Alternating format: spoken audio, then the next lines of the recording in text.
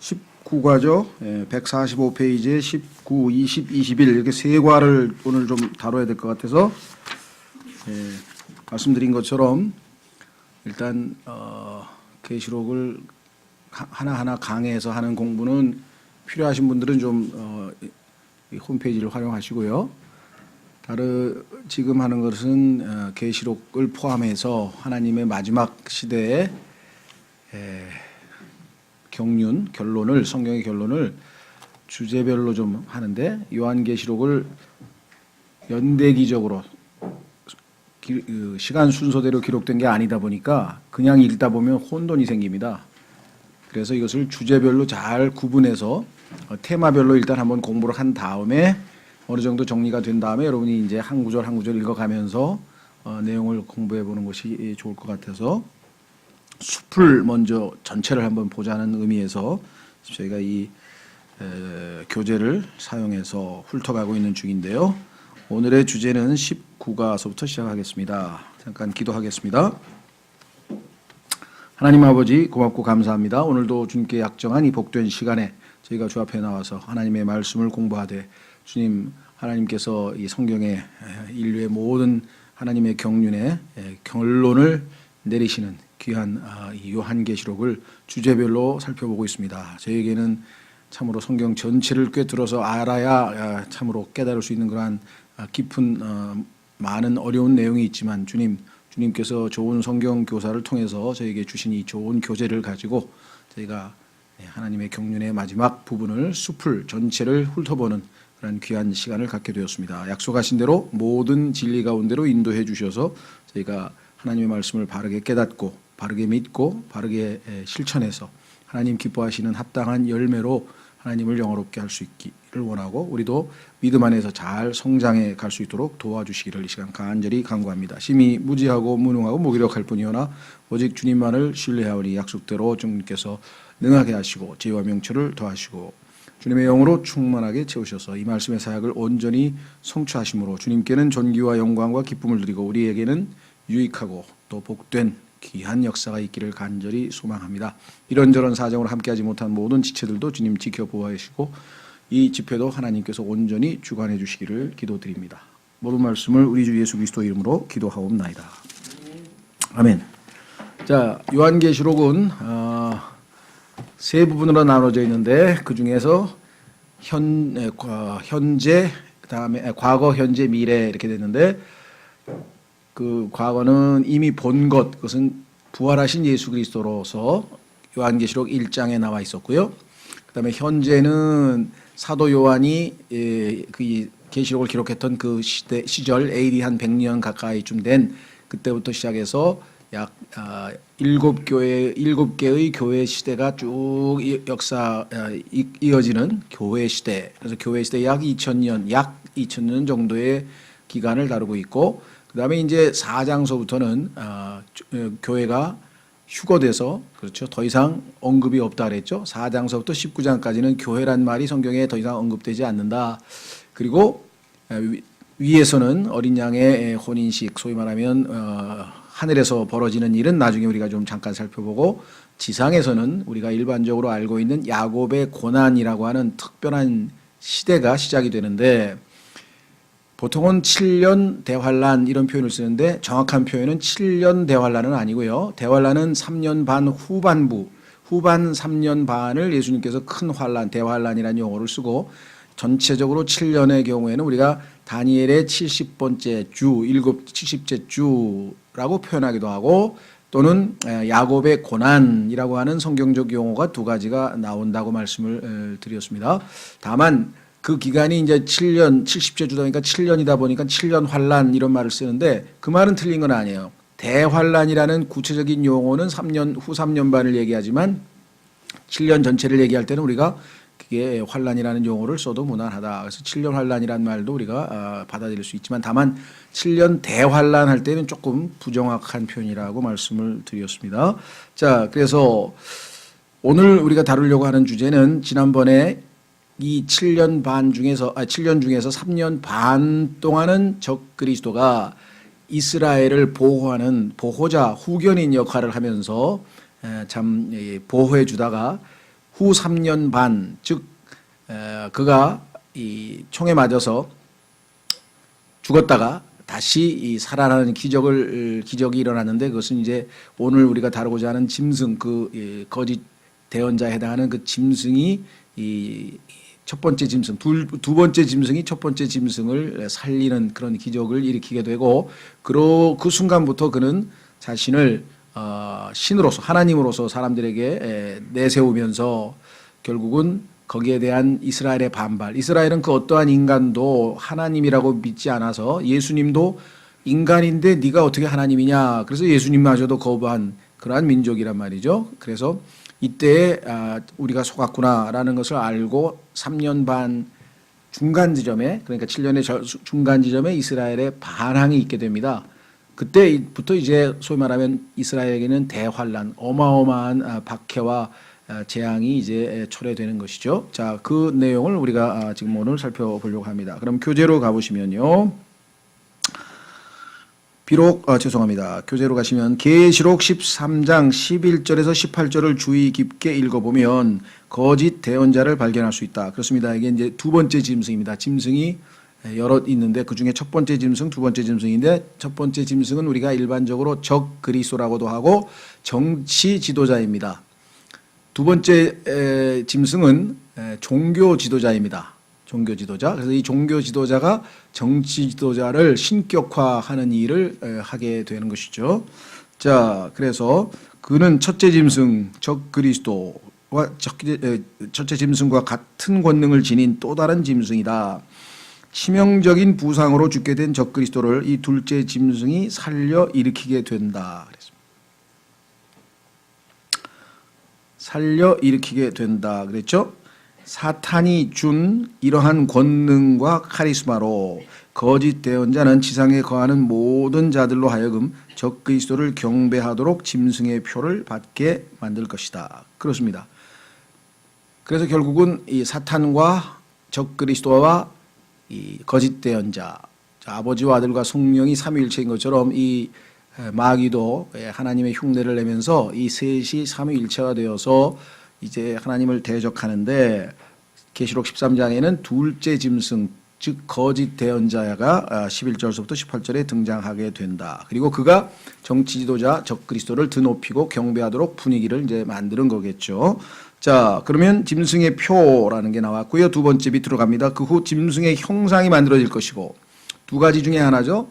표를 받으라고 하고 또 형상에 절을 하라고 한다.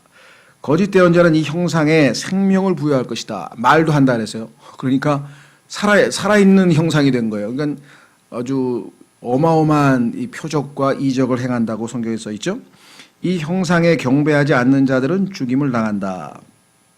환란 때의 이 형상에 경배하지 않고 끝까지 견디는 자들에 대해서 하나님께서 환란으로부터 구원을 해주신다는 얘기가 나오죠. 자, 그러나 하나님께서는 항상 우상 숭배를 미워하셨다. 반면 사탄은 항상 인간을 미워했다. 마귀는 인류가 우상 숭배의 최종적 형태인, 그렇죠, 이제껏 일어났던 인류 역사의 모든 2000년 우상 숭배에 있어서 최종적인 형태가 바로 이 살아있는 형상에 대한 숭배인데요.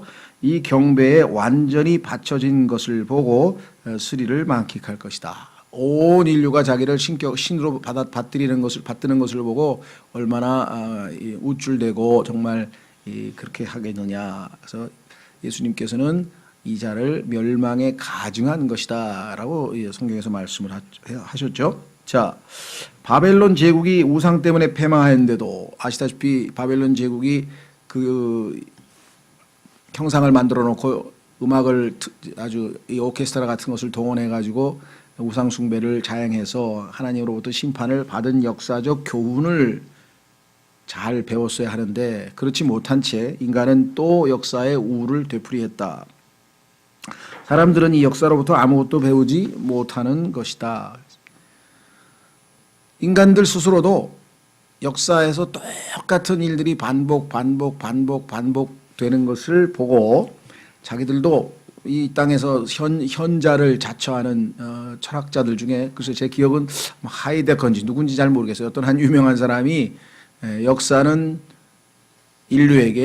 인류는 역사로부터 아무것도 배우지 못한다는 사실을 보여준다. 뭐 이런 명언을 남겼어요. 그러니까 똑같은 잘못을 몇천 년 동안 되풀이하더라 이거죠. 전쟁의 그 참혹함을 얼마나 많이 인류가 알았겠습니까? 그래 또 하죠. 우리나라 대통령들도 친인척 비리 뭐 하다 또 하죠. 뇌물 먹고 또 감옥에 가고 또 파헤치고 그래도 지금 뭐 똑같은 일 이조 시대에 하던 그 뇌물이니 정치적 비리니 아니면 뭐 이런 일들이 계속되는데 이게 아담의 속성에 어디 안 가기 때문에 계속된다 이 말이죠. 자, 죽음을 가져온 부상이 거짓 대언자에 의해 치유되고 난 후 사탄은 적 그리스도의 몸 안으로 들어갈 것이며 이게 이제 우리가 얘기하는 성육신이 이번에는 성이 아니라 악이죠. 악의 화신이 돼서 드디어 이제 초자연적인 능력을 발휘하겠죠. 이 정치 지도자는 생명을 얻게 된다. 그러니까 예수님이 부활한 것에 대해서 사람들이 긴가민가 했는데 이 적그리스도가 진짜 부활하니까 이분이 예수님인가 하고 또 혼돈할 수도 있고요. 하여간 어마어마한 반향을 불러일으킬 것이다. 이제 적그리스도는 단순히 마귀에 의해 통제받는 초인을 넘어서 단순히 마귀의 능력을 빌리는 정도가 아니라 마귀 자체가 아예 몸 안으로 들어갔으니까 그렇죠? 그래서 이것을 통제받는 초인, 이 슈퍼맨이란 말은 원래는 그 요즘에는 뭐 만화 영화에 나오는 사람인지 모르지만 원래는 이게 철학 용어입니다. 독일의 철학자 니체라고 하는 사람이 인간은 인간을 넘어서야 된다. 그래서 초인, 인간을 초월하는 초인이라는 말을 썼는데 그 슈퍼가 초란 뜻이 넘어선다는 뜻이거든요.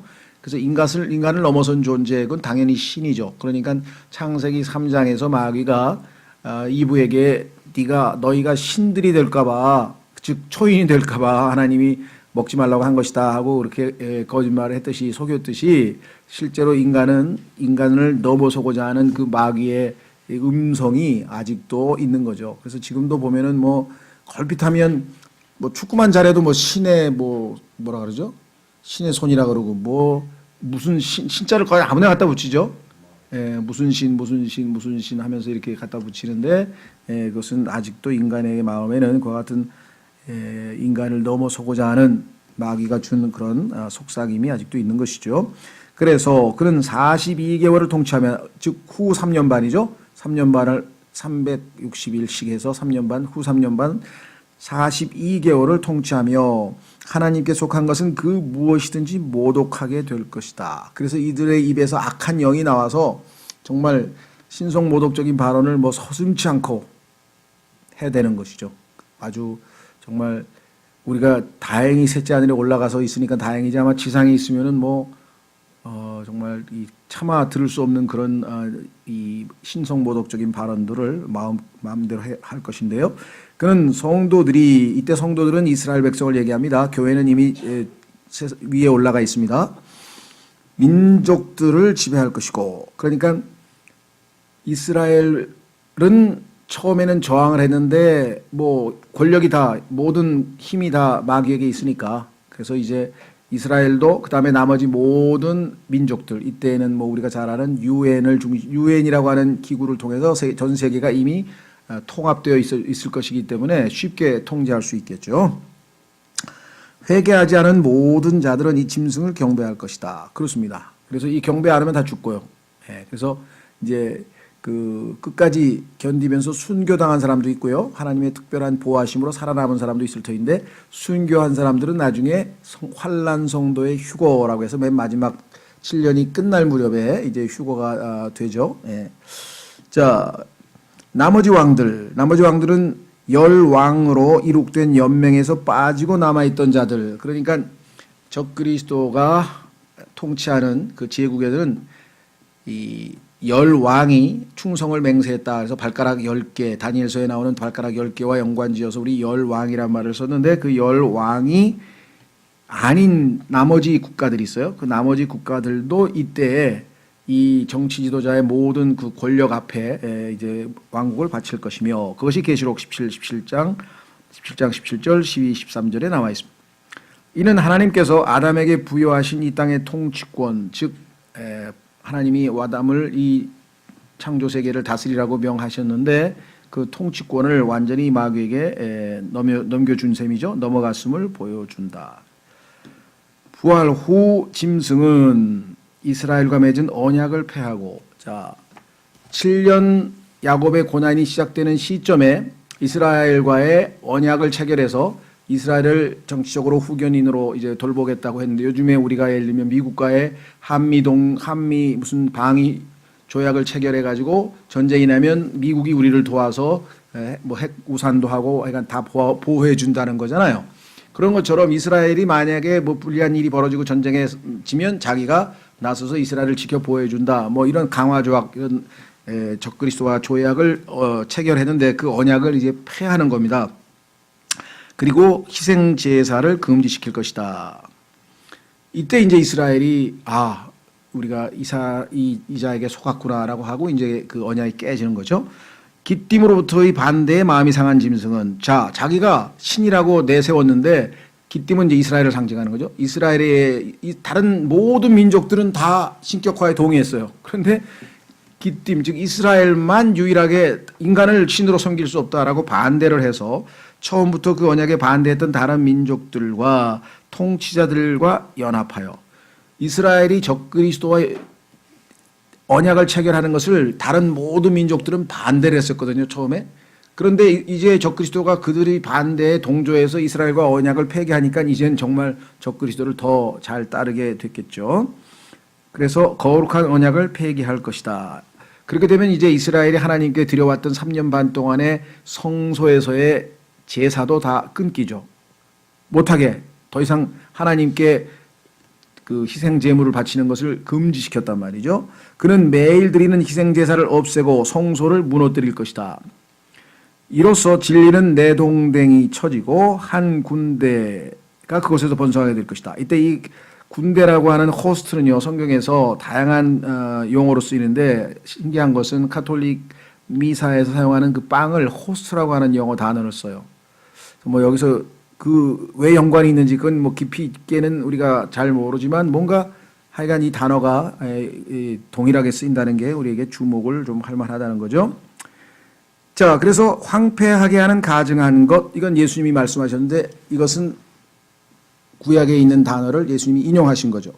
그래서 황폐하게 하는 가증한 것이 자기가 신이라고 나서면 그때부터 대화를 나누니까 정신 차리고 너희는 빨리 아이벤 자들은 뭐 도망가고 뭐 또 집에 있는 자들은 지붕에 있는 자들은 집 안에 내려가지 말고 산으로 도망가라고 하신 예수님의 그 경고의 말씀이 지금 마태복음 24장 15절에 써 있단 말이죠.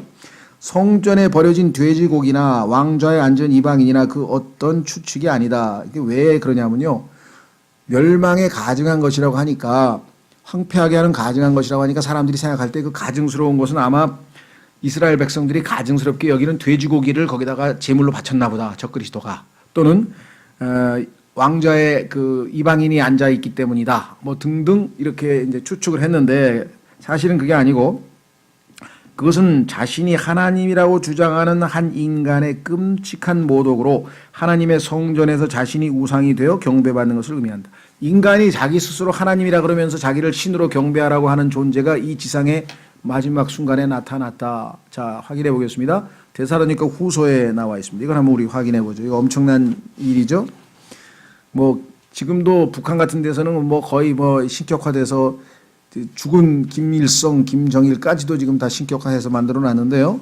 자, 데살로니가 후서 2장으로 가보시면 데살로니가 후서 2장 거기에 3절 4절에 보겠습니다. 3절 4절 아무도 어떤 방법으로는 너희를 속이지 못하게 하라. 이 종말에 관해서는요, 속임수가 어마어마하기 때문에 예수님께서 제자들이 종말에 대한 질문을 할 때 첫 번째 하신 말씀이 너희는 뭐라 그랬습니까? 속지 말라. 하여간 속으면 안 된다 이게요. 종말에 관한 한 잘못된 교리와 미혹이 너무 심하기 때문에 속지 말라. 여기도 똑같죠? 아무도 어떤 방법으로든 너희를 속이지 못하게 하라. 하나님 말씀을 확고하게 붙들지 아니하면 속을 수밖에 없다. 먼저 떨어져 나가는 일이 일어나고, 이걸 배교라고 합니다. 신학적인 용어로 배교. 떨어져 나가는 일이 일어나고 저 죄의 사람 3년 반 동안은 죄의 사람으로 있었어요, 이 사람이. 그런데 갑자기 멸망의 아들로 등장했어요. 3년 후 3년에는 멸망의 아들이 드러나지 아니하면 그날이 이르지 아니하리라. 또 대적하는 자요. 이 멸망의 아들 죄의 사람은 어떤 자냐? 하나님을 대적하는 자입니다. 뿐만 아니라 또 하나님이라 불리거나 혹은 경배받는 모든 것 위로 자기를 높이는 자로서 하나님처럼 하나님의 성전에 앉아 자기가 하나님인 것을 스스로 보이느니라. 자기 자신을 신격화한 존재가 이 지구상의 마지막 순간에 등장하게 될 어마어마한 사실을 성경에 계시해 놓았죠. 그런데 147페이지 이 적그리스도가 성전에 앉은 것을 두고 성경은 그것을 뭐라고 표현하느냐? 질투의 형상이라 해요. 질투의 형상. 사람들 질투의 형상? 왜 질투의 형상이지? 성경을 잘 이해하시면 이해가 됩니다. 그것은 뭐냐면 하나님은요.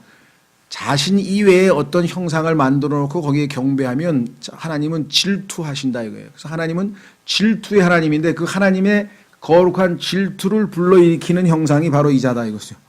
그래서 이름이 질투의 형상이에요. 하나님의 질투를 불러일으키면 그 하나님의 질투가 불타면 어떻게 되겠어요? 어마어마한 심판이 임하겠죠. 그렇죠? 자, 그래서 이것을 에스겔서 8장 1절에 6절에 보면 바로 그 질투의 형상을 만들어 놓고 이스라엘이 우상 숭배하는 장면이 나옵니다. 왜냐하면 하나님을 무너뜨리고자 하는 자에 의해 성소가 점령당하였고 이 점령자는 질투의 하나님의 진노를 촉발시켰기 때문이다. 이 자리가 북쪽 문과 연관되어 있음을 주목하라. 북쪽 방향에 그 에스겔서에 질투의 형상이 서 있는 장소가 북쪽 문 쪽에 있었어요. 그런데 성경에 보니까 북쪽은 어디를 향하고 있습니까? 북극성. 그 방향은 다시 말하면 성경에서 하나님이 계신 북면이라고 시편에 보면 북쪽이 하나님이 계신 방향이거든요. 자기가 신이라는 거죠.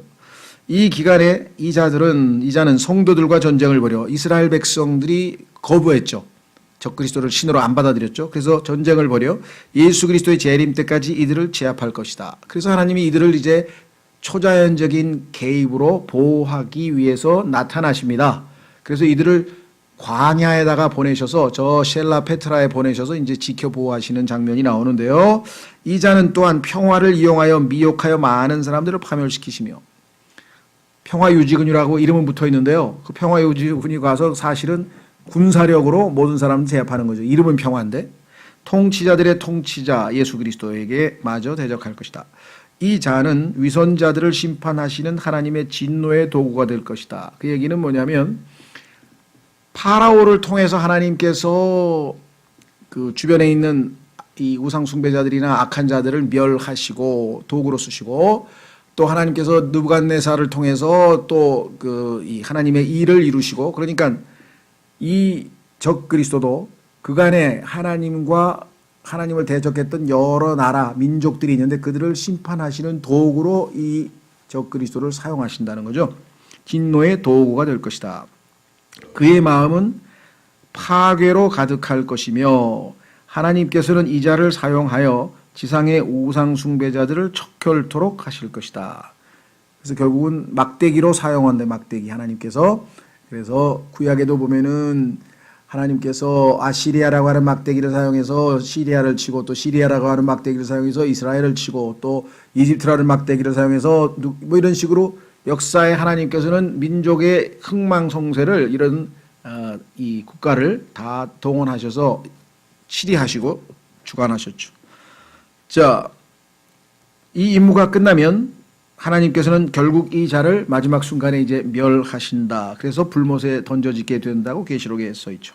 자, 이 진리는 매우 미심장하다. 왜냐하면 다음과 같은 사실들을 보여주기 때문이다. 자, 지금 우리가 공부한 내용에서 네 가지 교훈을 얻어야 되는데 첫째, 이 땅의 일들 그 어느 것도 하나님의 통제를 벗어나지 못한다. 이 땅에서 일어난 일은 일단 하나님의 허락이 떨어져서 일어나는 일이에요. 비록 사탄이 지상에서 통치하고 있는 것처럼 왜 이 세상이 신처럼 군림하고 있지만 그 순간에도 그는 그저 악한 자들에게 진노를 퍼부으시는 하나님에게 이용당하고 있을 뿐이다. 하나님께서 시키는 대로만 할 수밖에 없죠. 제일 결정적인 책이 바로 우리 욥기죠. 이번에 세무엘 깁 목사님 오셨을 때 그 설교집 욥기를 우리가 소책자로 냈는데 거기에도 보면은 결국은 사탄은 하나님이 허락하는 것까지만 하지 하나님 허락지 않은 것은 못한단 말이죠. 그렇죠? 그래서 첫 번째 하나님의 절대 주권을 우리가 신뢰해야 된다. 두 번째 우상 숭배와 거짓 종교는 평화와 안전을 약속할지 모르지만 항상 파괴로 끝난다. 왜? 결국은 하나님의 심판을 받을 수밖에 없기 때문에. 겉으로는 잠잠하죠. 그렇죠? 로마의 황제가 신격화돼서 로마의 권력 앞에 모든 지중해에 있는 국가들이 다 엎드렸을 때에는 팍스 로마나 해가지고 로마의 평화. 다, 왜냐면 로마가 너무 세니까 덤벼봐야 소용없으니까 다 굴복하고 있기 때문에 평화스러운 것 같지만 결국에 나중에 가서는 뭐예요? 하나님에 의해서 로마가 멸망당하면 심판이 임하는 거죠. 세 번째, 하나님께서 자신의 일을 수행하시고자 어떤 사람을 사용한다는 것이 반드시 그 사람이 하나님과 올바른 관계에 있다는 것을 의미하지는 않는다. 이거 굉장히 중요한 교훈인데요. 그리스도인들 중에서도 그분은 하나님께 크게 쓰여서 뭐 어마어마한 교회를 운영하시고 뭐 어마어마한 뭐 사역을 하시고 그냥 도구로 쓰임만 받은 것일 수 있어요. 그 사람이 하나님과 제대로 된 올바른 관계에서 밀착된 올바른 관계에 놓여 있다 아니 있다 그건 아닙니다. 파라오도 하나님 앞에 엄청나게 크게 쓰임을 받았고요. 이거 조심하세요. 그렇죠. 우리도 잘 사용하고 예를 들면 종이컵 같은 경우 우리가 편하게 쓰고 그냥 버리잖아요. 그렇죠. 그러니까 도구로 쓰임 받는 것과 하나님과의 올바른 관계에 놓여 있는 것은 필연적인 관계는 아니다 이거죠. 하나님께서 얼마든지 당나귀도 사용하실 수 있고 파라오도 사용하실 수도 있고 성경에 보니까 아시리아인에게 너는 내 막대기라 내 도구라 내가 너를 사용해서 악한 자들을 멸하겠다 그렇게 쓰일 수도 있고. 자, 네 번째, 하나님께서는 인간의 자유의지를 존중하시는 신사이다. 강압적으로 강제로 하시는 법이 없어요. 하나님은 우리를 인격체로 존중해 주신다 그랬습니다. 그래서 인격체라고 하는 것은 뭐 여러 가지 정의를 내릴 수 있지만 자기가 한 행동에 자기가 책임을 질 수 있는 존재라는 뜻이에요. 내가 한 행동에 대해서 내가 책임을 지는 거죠. 왜? 내가 자발적으로 결정했으니까. 강제로 한 게 아니잖아요. 그렇죠? 네. 그래서 예를 들면 자기가 살인 저지른 것과 옆에 있는 사람이 너 살인 안 저지르면 죽인다고 해서 압력에 의해서 살인 저지른 거는 차원이 다르죠. 죄질이 다르잖아요. 그죠? 네. 자, 그래서 하나님은 어떤 사람이 원하는 것은 주신다. 어떤 민족이 사랑과 긍휼을 지니신 참된 하나님을 원치 않는다면 그분께서는 이 세상 신을 그들에게 주실 것이다. 하나님께서는요, 어떨 때에는 그 사람들이 멸망당할 만한 잘못된 것을 자꾸 달라고 하면 그들이 원하는 대로 주실 수도 있어요. 그것이 잘못됐다는 것을 경고하고 알려주시지만 그래도 계속 원한다면 예. 자, 그래서 하나님께서는 백성들이 사울을 원했을 때 사무엘을 보내어 항의하셨다. 갑자기 왕을 달라 그러는 거예요. 하나님께서 내가 너희들의 왕인데 너희는 왜 왕이 필요하냐. 그렇죠. 우리는 눈에 보이는 왕이 필요합니다. 전쟁에 나가면 우리는 눈에 보이는 왕이 없기 때문에 눈에 보이는 왕이 필요합니다. 그러면 보이지 않는 왕인 하나님에 대한 불신이죠. 이것은. 그렇죠. 그래도 정 원하면 너희 믿음이 약해서 보이지 않는 하나님이 왕인 것을 믿지 못하겠다면 주겠다 이거예요. 그래서 줬어요. 처음에는 항의했는데 그래도 달라고 하니까 줬어요.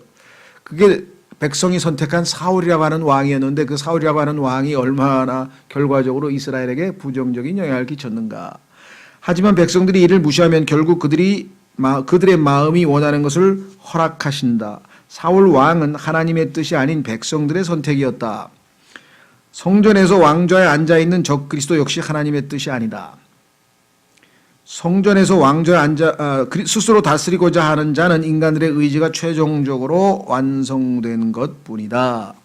그러니까 하나님이 싫다 하고 인간은 인간을 드높이는 그러한 신을 원했기 때문에 인간이 원하는 신 적그리스도를 하나님이 허락하셨다. 근데 그 결과는 얼마나 비참하냐.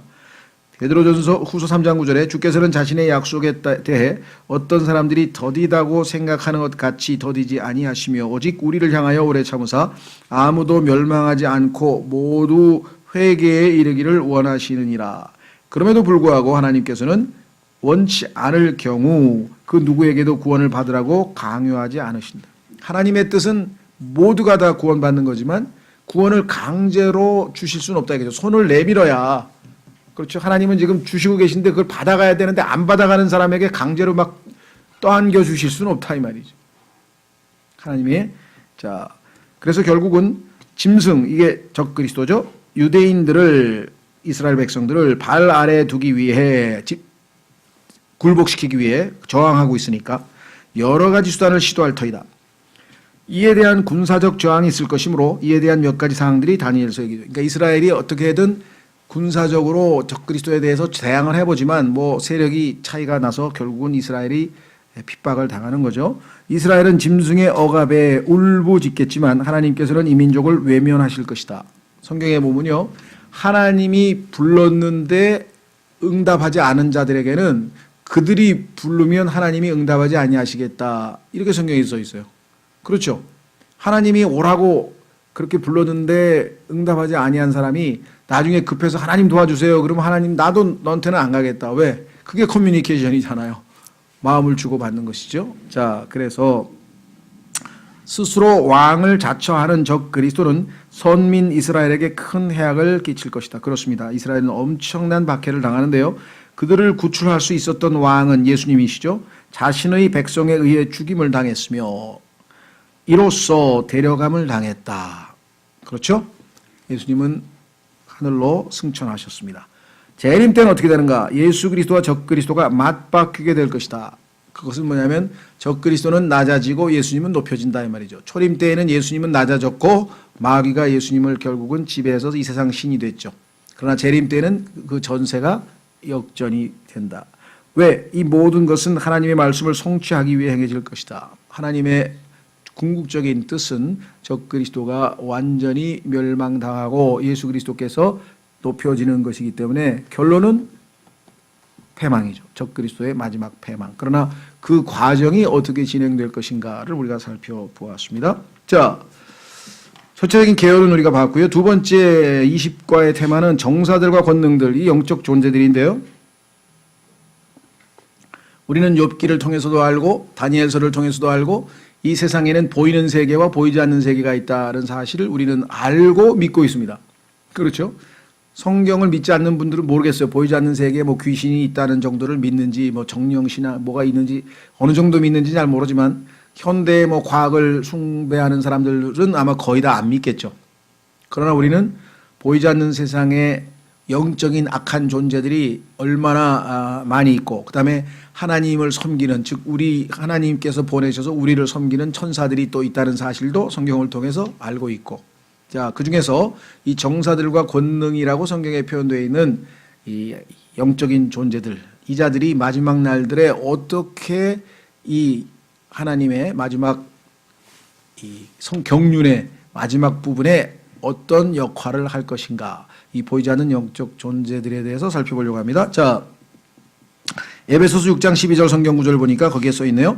우리는 살과 피와 맞붙어 싸우지 아니하고 정사들과 권능들과 이 세상 어둠의 치리자들과 높은 처소들에 있는 영적 사악함과 맞붙어 싸우느니라. 우리 그리스도인의 전쟁은 영적 전쟁이지 눈에 보이는 옆에 있는 뭐 사람, 친구 누구랑 싸우는 게 아니죠. 사실은 싸운다면은 그 누군가가 뒤에서 보이지 않는 악한 영이 우리로 하여금 이 대적하도록 만드는 보이지 않는 손이 있죠. 이 말씀에 따르면 영적 세계에는 영적 전쟁이 발발할 경우 그리스도의 몸 전체를 점령할 수 있을 만큼의 충분한 적들이 존재하고 있다. 마귀가 하늘에 있는 천사의 3분의 1을 자기 편으로 끌어들였고 정말 이거 어마어마한 보이지 않는 영적 전쟁이 지금 진행 중이다.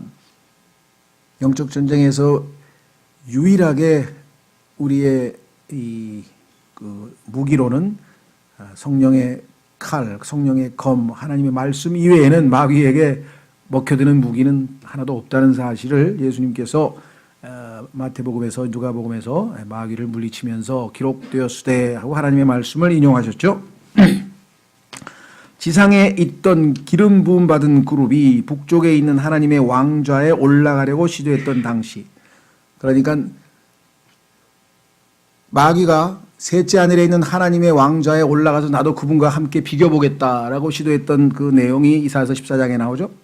많은 수의 천사들이 반역에 참가했다. 즉 하나님의 반역을 주도했던 그 마귀에게 동조했던 천사들, 즉 타락한 천사들이 있었다는 사실을 우리는 유다서에서 살펴보았습니다. 이들 반역자들은 하나님의 아들들이라 불렸으며 원래 하나님의 아들들이었어요. 그런데 이 자들이 타락해가지고 이제 소위 말하면 여러분 아시다시피 창세기 6장에서 하나님의 아들들이 지상에 내려와서 사람의 딸들과 혼인한 사건이 있었었죠. 예. 이들은 지구가 처음으로 창조되는이 아니고 되던 고치십시오. 창조되던 당시 창조주를 찬양하던 자들이라. 욥기 38장에 보면요, 하나님께서 하늘과 땅을 창조하셨더니 너무나 아름다우니까 막 이 하나님의 아들들이 막 찬송을 부르면서 막 소리를 지르면서 막 할렐루야를 부르고 이렇게 했다는 거죠. 이 자들이 원래 이렇게 하나님을 잘 섬기던 자들인데 마귀에게 미혹돼서 타락을 해버려서 지상으로 내려왔죠. 하나님의 아들이라는 표현은 성경에서 창조 시점에 죄가 없던 그 어떤 사람이나 천사임을 성경 기록을 통해 알 수 있다. 여기서 이제 조심하셔야 돼요. 성경에서 하나님의 아들이라고 하는 이 표현은 네 가지 종류가 있어요. 처음에는 영어로 하면은 정관사가 붙어요. The Son of God인데 Son이 S가 대문자예요. 그거는 딱 한 분밖에 없어요. 예수 그리스도. The Son of God. 그 하나님의 아들. 즉 영원부터 하나님의 아들로 계셨던 하나님이신 아들. 아들 하나님이실 때에는 아들 하나님일 때는 대문자로 Son이 S가 대문자입니다. 근데 우리말로 번역은 할 수 없이 똑같이 하나님의 아들 이렇게 번역을 해요. 그렇죠? 두 번째, 구약 시대에 하나님께서 죄 없이 창조하셔서 하나님의 휘하에 두었던 군대들이 있었어요. 근데 그 사람들은 뭐라고 부르냐면 Sons of God, 소문자. 하나님의 아들들 이렇게 표현해요. 하나님의 아들들. 그래서 이 하나님의 아들들이 셋째 하늘에서 하나님 앞에 쫙 도열해 있는 장면이 욥기 1장, 2장, 38장에 보면 나온다 이 말이에요. 그리고 그들이 하나님이 천지를 하나님이 하늘과 땅을 창조하니까 그들이 너무나 아름다워 가지고 크게 기뻐 소리쳤다라고 욥기 38장에 써 있다 이 말. 그게 두 번째 하나님의 아들들. 자, 세 번째 하나님의 아들은 누구냐? 그것은 바로 이스라엘이에요. 이스라엘. 성경에 보니까 이거는 부정관사, 영어에 어가 붙어요. 하나. A son of God. 하나님의 아들 하나. 왜?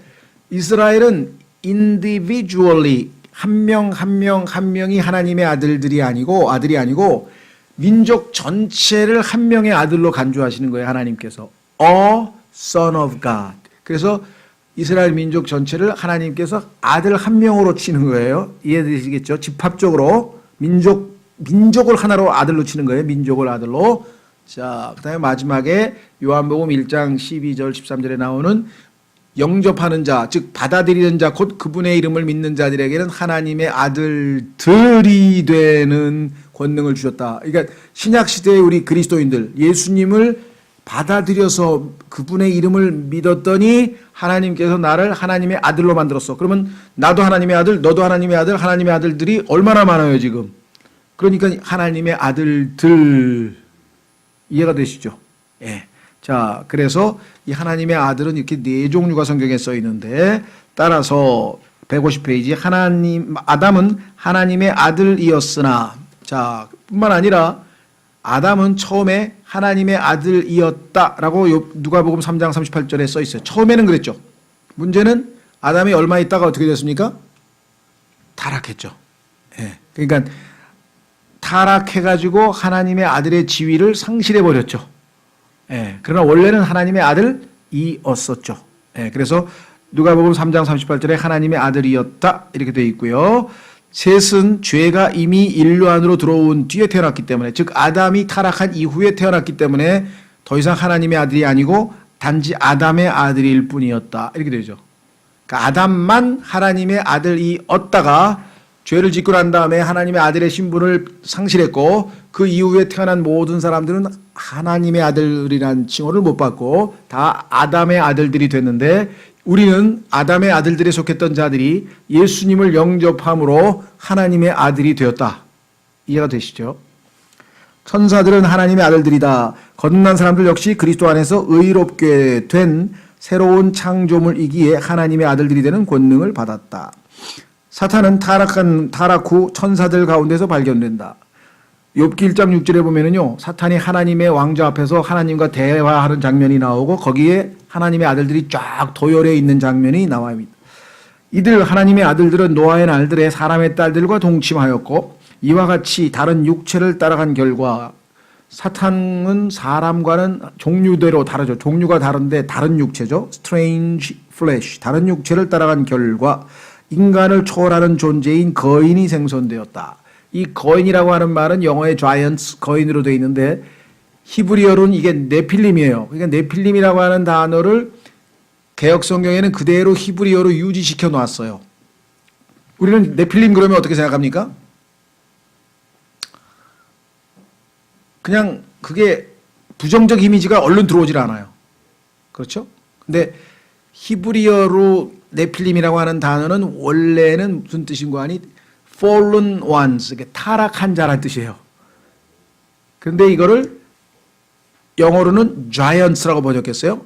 거인. 그렇죠? 그래서 우리는 하나님의 아들들인 타락한 천사들이 지상에 와서 사람의 딸들과 잘못된 혼인을 통해서 태어난 어마어마한 영적인, 반은 영적인 존재가 거인이죠. 그런데 이 내용은 히랍 신화를 포함해서 전 세계의 많은 신화들에 나옵니다. 예를 들면 여러분 잘 아는 제우스라고 하는 저기가 신이 지상에 내려와서 사람의 딸과 그저 혼인을 해가지고 뭐 난 헤라클레스인가요? 너 아들이 있고 또 우리나라도 하나님의 아들 누굽니까? 환인이 우리나라 하나님의 이름은 환인이에요. 환인의 아들 환웅이 지상에 내려와서 웅녀라고 하는 사람의 딸과 결혼을 해가지고 낳은 게 단군이에요. 그러니까 단군은 영웅이며 거인이며 이런 소위 말하면 이 전설 뭐 신화 이런 거지만 사실은 그게 단순한 전설 신화가 아니라 실제 역사적으로 있었던 사건이었다는 것이죠. 자, 그래서 이 거인들에 대한 역사는 그리스, 로마, 북구 및 기타 여러 민족들의 기록에서 발견되나 우리나라 민족에도 있죠. 세월이 흐르면서 혼란이 가중되어 오늘날에는 그저 신화로 알려지고 있을 뿐이다. 그러나 신화가 아니라 성경에는 실제 역사적 사건이라고 써 있습니다. 노아의 홍수 후에는 이들 거인들이 광야에 있던 이스라엘 민족 가운데서 등장한 이스라엘 민족 가운데 보면요. 숨님 뭐 무슨 님 하면서 그 거인의 후손들이 여전히 살아남아 있는 민족 이름들이 여러 개가 나와요. 그래서 이들이 그 창세기 14장에 보면은 그 세계대전 전쟁에도 참여해서 멸망당하는 모습이 나옵니다. 이들은 주 예수 그리스도의 지상 사역 기간 중에 주님을 예의주시하고 있었다. 그래서 너들 중에 하나는 박이라 그렇게 말씀하셨죠. 이교도들은 홍수 이전부터 이 신들의 귀환을 기다리고 있었다. 창세기 6장에서 하늘에서 신이 내려오는 것을 목격을 했잖아요. 그러니까 이들은 언젠가 그 신들이 와서 이 지상에 있는 문화를 훨씬 더 발전시키고 뭔가 해줄 것. 지금 우리도 외계인 기다리고 있는 사람 많죠. 세티라고 하는 무슨 뭐 계획을 짜고서 뭐 외계에서 오는 뭐 전파를 어쩌고 하면서 뭐 우리보다 훨씬 더 문명이 발전했을 것이다 뭐 하면서 추정하면서 지금 외계 문명에 대한 관심이 많잖아요. 이때부터 있었어요 이미. 그래서 실제로 콜럼버스가 그 잉카 제국의 황제를 만났을 때 잉카 제국의 황제와 그 잉카 인디안들은 하늘에서 천사들이 내려온 줄 알았어요. 그 백발의 그 이 서양 사람들을 처음 봤을 때는. 왜냐하면 과거에도 자신들의 그 기록에 예를 들면 페루와 볼리비아라고 하는 그 국가의 중간에 티티카카 호수라는 큰 호수가 있습니다. 근데 그 호수는 길이가 200km에 폭이 20km나 되는 거의 뭐 바다에 가까운 갈릴리 호수보다도 더 큰 어마어마한 바다가 있는데 거기에 남아있는 인디안들의 전설에 따르면 그 천사들이 지상에 내려와서 거인을 낳았고 그 거인의 후손들이 있어서 그들이 손가락이 6개고 발가락이 6개더라 이렇게 기록이 나와 있는데 성경에 보면은 그 거인의 후손들이 육손이가 있고 육발이가 성경에 보면 나와요. 발이 6개, 발가락이 6개, 손가락이 6개인 자들이 성경에 나오거든요. 그러니까 그때도 이미 그런 일이 과거에도 있었기 때문에 많은 사람들이 기다렸죠. 그래서 이 누굽니까 바울이 그 독사가 물었는데도 아무렇지도 않고 그런 기적을 보이니까 너무 놀래가지고 신들이 하늘에서 내려왔다고 막 엎드려가지고 환영하면서 막 꽃다발을 걸고 신격화하려고 했던 장면이 사도행전에 나오잖아요. 그렇죠? 그래서 뭐 바울은 뭐 말을 잘하니까 머큐리라고 하고 또 누가 바나바는 또 뭐라 그랬나 이름을 하나 지어줬죠. 신의 이름을 붙여줬어요. 그래서 우리는 신이 아니다 하면서 바울이 또 이제 그런 간증하는 장면이 나오죠. 자, 어쨌거나 여기 나오네. 사도행전 14장 1절에 초인들이 사도행전 당시에도 사람들은 초인들이 외계로부터 내려오기를 학수고대하고 있었다. 왜? 지금도 인간은 외계에서 누가 와서 이 인류의 환경 문제, 인류의 뭐 이런 그 과학적 한계, 죽음 문제, 뭐 질병 문제 이런 것들을 훨씬 발전된 문명인들이 와서 좀 해결해 주기를 은근히 지금 기다리고 있다. 성경은 이 존재들이 땅과 셋째 하늘 사이에 지역에 거주하고 있음을 밝히 보여주고 있다. 그런데 이렇게 훨씬 뛰어난, 인간보다 더 뛰어난 존재죠. 왜? 인간은 천사보다 한 수 낫다고 성경에 써 있으니까. 이 천사들이 어디에 있느냐, 이 타락한 존재들이 어디에 있느냐, 둘째 하늘에 있다 그러죠. 영적인 악이.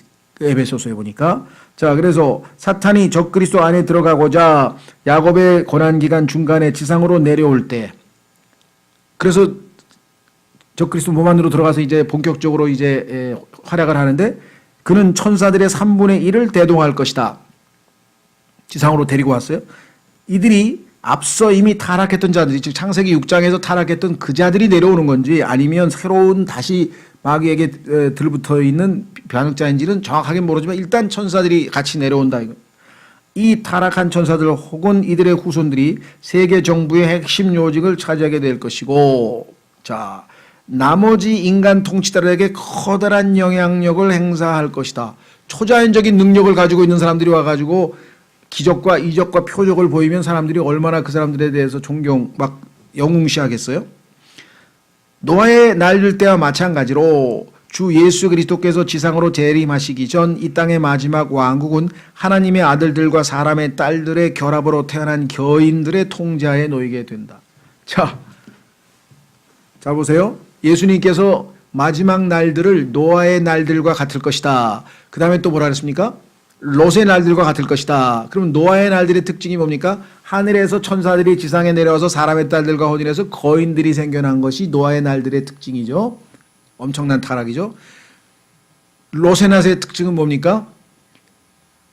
동성애잖아요. 그렇죠. 그 다음에 또 하나 있죠. 뭐 있습니까? 예? 예, 근친상간. 자, 그러니까 동성애, 근친상간, 딸하고 아버지하고 그 관계에서 태어난 게 모압 족속, 암몬 족속이잖아요. 그러면 이때의 문화적 트렌드는 소위 말하면 성적으로 근친상간에다가 또 뭐예요? 동성애. 그 다음에 이 노아의 홍수 때 문화 트렌드는 천사들과 뭐예요?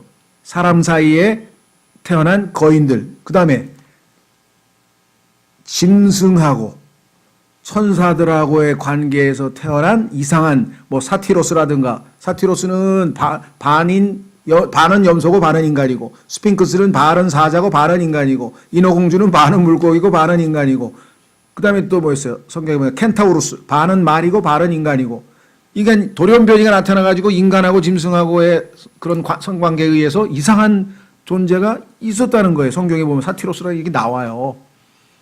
그러니까 교회가 휴거되고 마지막 후 3년 반은요, 이게 상상할 수 없는 혼란이 벌어지는 겁니다. 하나님의 질서가 완전히 다 깨져버려서 하나님께서 그냥 싸그리 불태워버리지 않고는 해결책이 없어서 그렇게 하나님이 엄청난 심판을, 전무후무한 심판이 있을 수밖에 없는 시대가 올 것이라고. 단지 만화에 나오는 무슨 그런 재밌는 이야기가 아니고 실제 그런 일들이 벌어진다 이 말이죠. 그래서 성경에 보겠습니다. 다니엘서 2장 43절 44절에 이렇게 단서가 나와 있어요. 왕께서 쇠와 진흙이 섞인 것을 보신 것 같이, 자, 쇠와 진흙은 섞입니까? 안 섞입니까? 원래 안 섞이죠. 자, 성경에서 진흙은 뭡니까? 인간이죠. 하나님이 흙으로 인간을 만들었잖아요. 성경에서 쇠는 뭡니까? 쇠는 적그리스도를 포함한 영적 악한 자들입니다. 가인이라고 하는 단어의 어원도 쇠와 관련되어 있고요. 그 다음에 거인들이 쇠 침대에서, 쇠로 만든 침대에서 잠을 잤다 나오고요. 쇠는 항상 공격무기죠. 공격무기. 그렇죠? 예, 미사일을 포함해서. 그러니까 성경에서 쇠라고 하면은 전부 다 마귀와 연관된 표현으로 나와요. 그런데 쇠와 진흙이 섞인 것 같이 어떤 일이 벌어지는가? 마지막 날들에 예수님 재림 직전에 그들이 자신을 사람의 씨와 섞일 떠이나. 그러면 사람의 씨가 아닌 누군가가 사람의 씨와 섞는데요. 그게 누구예요? 천사들이죠. 사람의 씨가 아니잖아요. 천사들이 사람의 씨, 즉 창세기 6장에서 일어난 사건이 동일하게 일어나기 때문에 예수님도 노아의 홍수 때와 같은 일들이 벌어질 것이라고 예언을 해놓으신 거잖아요. 자, 그래서 쇠와 진흙이 섞이지 아니함 같이 그들이 서로에게 달라붙지 못하리로다. 일시적으로 하나인 것처럼 하나 나중에는 서로 다툼이 벌어져서 결국은 다투게 되죠. 자, 그래서 결국 어떻게 됩니까? 이 왕들의 시대에 하늘의 하나님께서 한 왕국을 세우실 터인즉 그것은 결코 멸망하지 아니하리라. 예수님께서 이 지상에 천년 왕국을 세우기 위해서 이제 내려오시면서 이들을 싹 심판하시고 왕국을 세워야죠. 깨끗하게 청소하시고 나서 왕국을 세워야 돼요. 그 왕국은 다른 백성에게 남겨지지 아니하며 이 모든 왕국들을 산산조각 내어 소멸시키고 영원히 서리이다. 그래서 예수님의 왕국, 한 아들의 왕국, 천년 왕국만 남아있고 나머지 모든 왕국들은 다 산산조각 나게 되는 마지막 예수님의 재림 때에 아마겟돈 심판이 있을 것이다. 이렇게 얘기를 했어요. 그러니까 이때는 영적인 존재까지 막 그리스 신화에 나오는 그 혼돈 아시죠? 막 그런 어마어마한 일들이 이 지상의 최후의 인류 역사의 3년 반 동안 일어나게 될 거예요. 그게 그냥 인간들이 뭐 만화 영화 그리듯이 뭐 그리스 신화 그리고 뭐 그런 게 아니에요. 이게 다 객관적 근거가 성경에 있는 거예요. 뭐 그 뭡니까 미국에서 그 디즈니라는 회사에서 뭐 온갖 희한한 별 이상한 재밌는 이야기들을 다 만들었는데 그게 그냥 나온 얘기들이 아니에요. 다 기원을 찾아보면 다 성경에서 찾아낼 수 있대. 성경에서. 자, 우리 민족의 이 신화라고 알려진 단군 신화도 마찬가지고요. 자, 오늘 세 번째 테마는 뭐냐? 이 와중에 하나님께서 그러면 하나님의 백성들을 그냥 방치하시느냐? 아닙니다.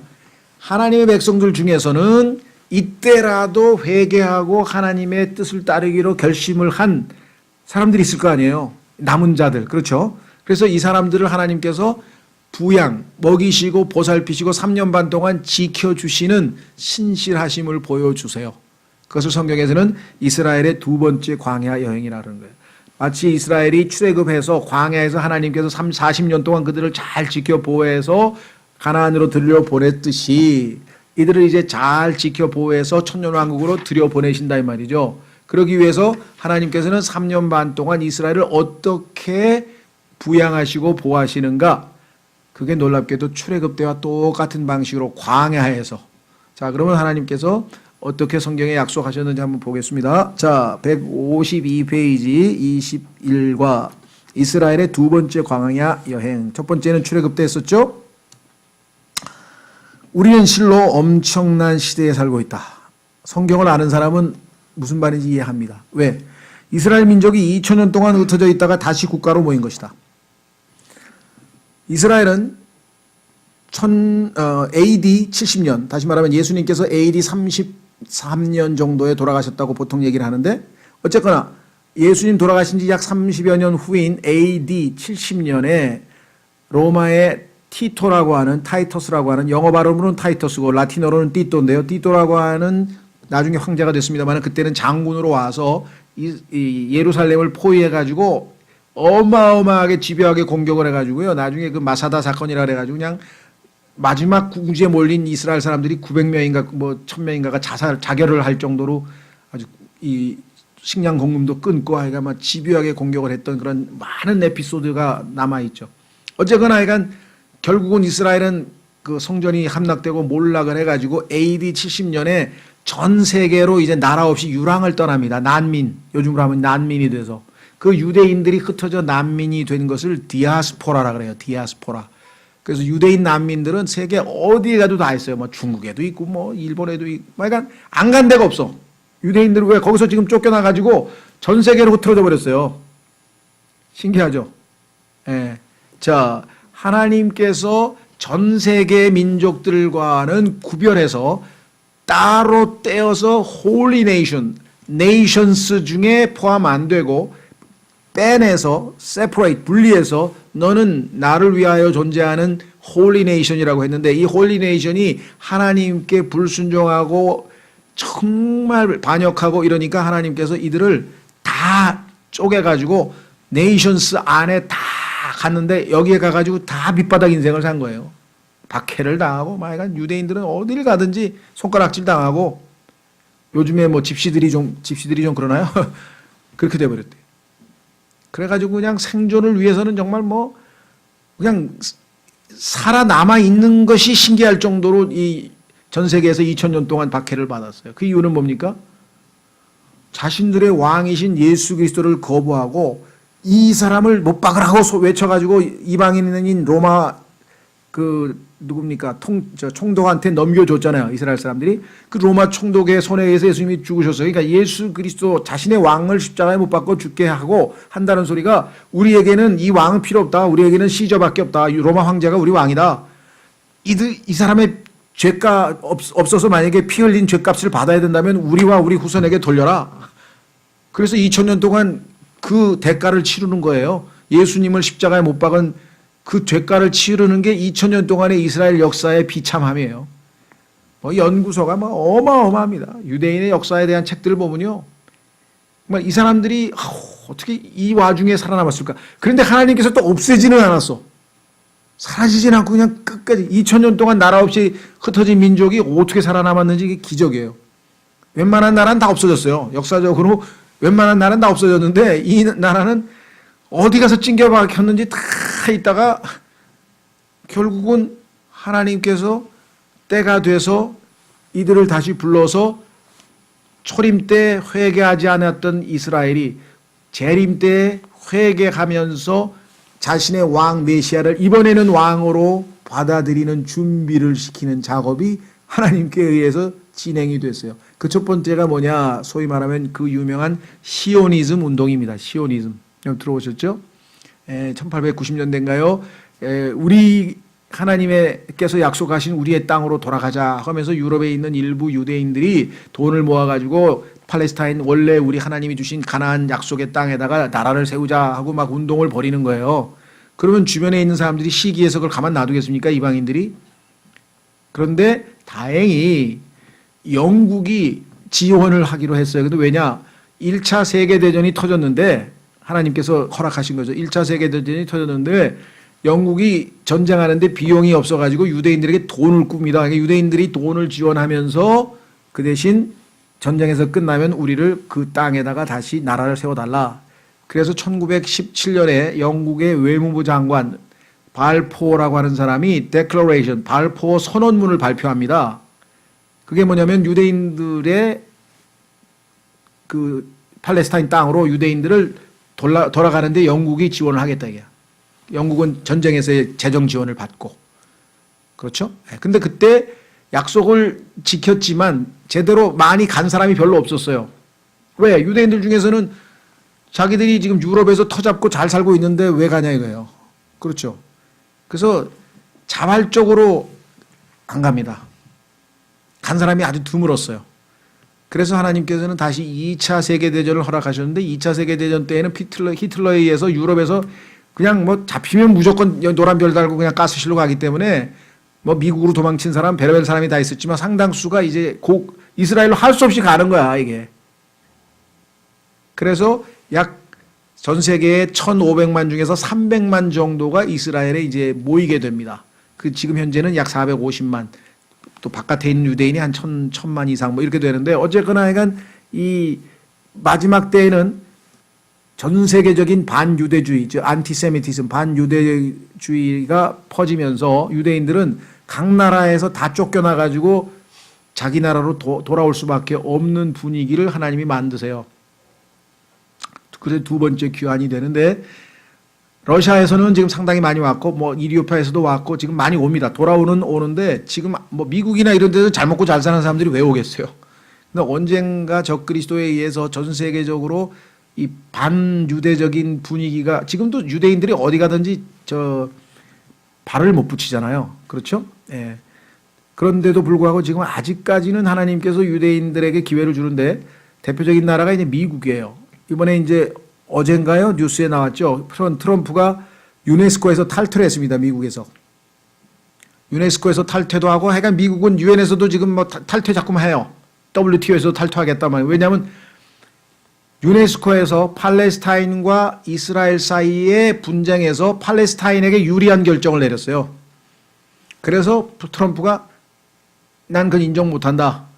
나는 이스라엘을 지지한다. 그리고 그냥 탈퇴해버렸어요. 근데 유네스코의 그 회비 가운데 미국이 대는 돈이 엄청 많으니까 지금 이제 공경에 빠졌죠, 지금. 아직은 이런 나라가 하나 있어요. 나중에 이제 여러분들이 역사를 공부해 보시면 알지만 미국은 하나님께서 유대인을 보호하기 위해서 세운 나라입니다. 미국이 아니었더라면 뭐 키신저고 무슨 뭐 번슈타인이고 뭐 미국에 간 오늘날 미국의 부를 구축한 쟁쟁한 사람 다 유대인이잖아요. 음악, 미술, 부양. 노벨상 유대인의 인구는 전 세계의 0.3%예요. 유대인의 인구는 1000명 중에 유대인이 3명이야 전 세계에. 그런데 노벨상은 23%예요. 그러니까 10명 중에 2명 또는 3명 가까이가 노벨상 수상자예요. 그러니까 유대인들이 얼마나 그 핵심적인 역할을 했는가 한번 생각해 보세요.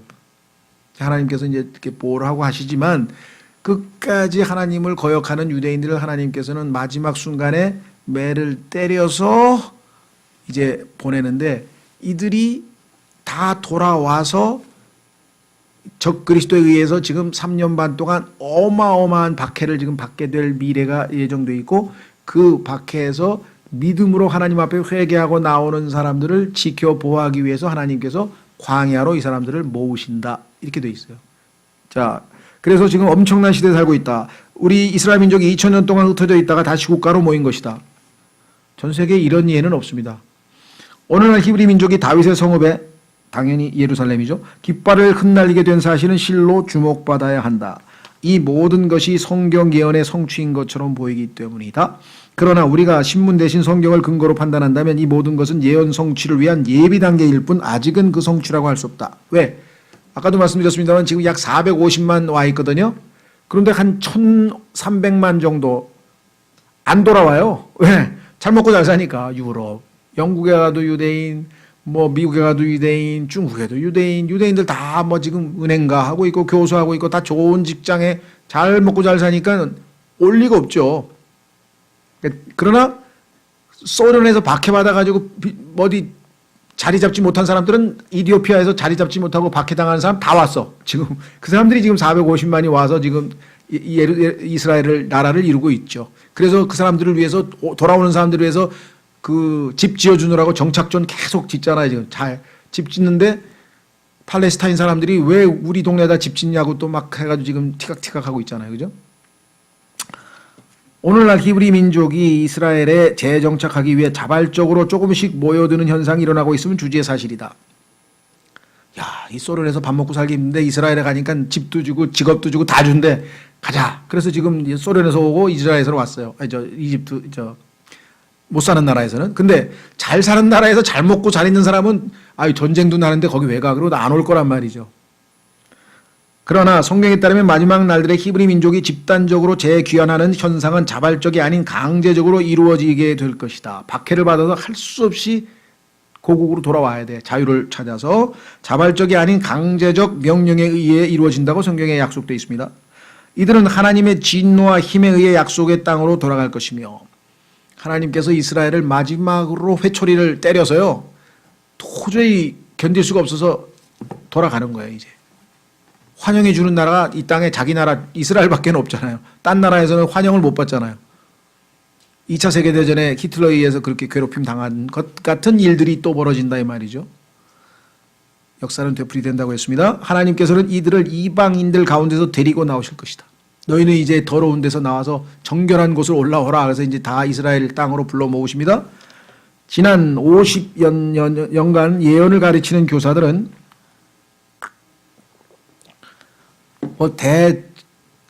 지구 대유성의 멸망서부터 해가지고 비하인드 그다음에 온갖 종류의 영화, 책, 하여간 종말에 관한 베리집 사건, 하여간 어마어마하게 많은 책들이 종말에 관해서 쓰였고, 그 다음에 강연도 있고, 비디오도 있고, 별의별 게 다 있어요.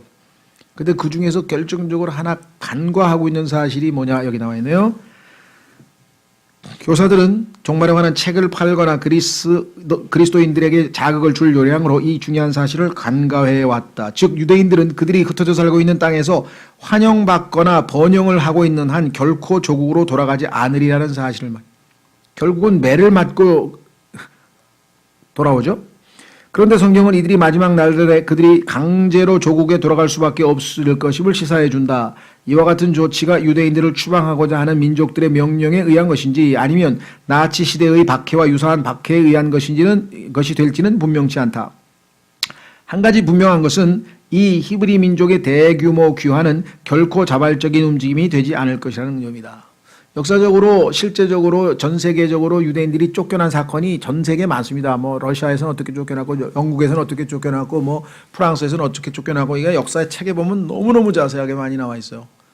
강제로 쫓겨난 적이 많거든요. 예, 지금은 살지만 또 언제 쫓겨날 건데 제일 큰 사건이 1492년에 소위 말하면 콜럼버스가 미주 대륙을 발견을 했는데 그 재정적으로 지원을 한 사람이 스페인의 이사벨라라고 하는 여왕이었다. 스페인이 통일을 이루고 난 다음에 아랍 사람들을 다 쫓아내고 카톨릭이라고 하는 종교로 국가를 통일하는데 이 유대인들이 골칫거려요. 왜? 유대인들은 종교를 안 바꾸잖아요. 그래서 이 유대인들을 1400년이 넘게 살아온 유대인들을 일주일 만에 카톨릭으로 개종을 하든지 종교를 바꾸든지 아니면 나가든지 추방명령을 내렸어요. 그래서 어마어마한 숫자가 쫓겨나가지고 뭐 어떤 사람 포르투갈로 어떤 사람은 뭐 동유럽으로 가고 어떤 사람은 뭐 지중해 연안에 뭐 아프리카로 가서 다 쫓겨서 흩어져서 스페인에 살던 사람들이 쫓겨졌고 그중에 일부가 또 이스라엘에 와서 정착했고 뭐 이런 사건이 있었는데 앞으로 이런 일이 유럽에서 또 미국에서 또 벌어진다 이 말이죠. 강제적으로 쫓겨나는 사실. 일단 이들이 고국으로 돌아오고 나면 이들은 여호와의 징계의 막대기를 통과해야 된다. 이제 매를 맞아야 된다는 거예요. 그래야 마음이 낮아지고 그래야 회개하고 그래야 메시아를 이번에는 진짜 받아들일 거 아니에요. 초림 때처럼 그냥 강팍해가지고 뭐 예수님을 그냥 막 몰아붙이고 막 신성모독적인 발언을 하고 뭐 이자가 뭐 어쩌고 막 하면서 막 예수님에게 막 별 못된 말을 다 했단 말이에요. 유대인들이. 그렇죠? 뭐 사생활한 얘기도 하고 막 예수님에게 그런 짓을 했는데 이번에는 하나님에게 매를 좀 맞아서 마음이 아주 낮아지고 예수님을 우리가 찔렀던 그분이 우리의 메시아 그분이 하나님이시구나 하고 그걸 깨닫고 예수님을 맞이할 준비를 하려면 매를 맞을 필요가 있다. 그래서 하나님이 다 준비를 해놨어요. 매를 맞게끔. 이 고통스러운 채찍질은 그들이 율법에 불순종하였고 메시아를 거부하였으며 우상숭배에 빠진 것에 대한 보응으로 실로 지당한 귀결이다. 이 매 하나님이 사용하신 막대기가 누구예요? 그게 적그리스도예요. 3년 반 동안 이스라엘을 괴롭히는 하나님이 사용하시는 막대기가 자신의 백성을 때리는 막대기로 사용하는 자가 누구냐? 이 적그리스도란 말이에요. 대환란 기간 중에 귀환한 이스라엘 민족의 3분의 2가 죽임을 당할 것이다.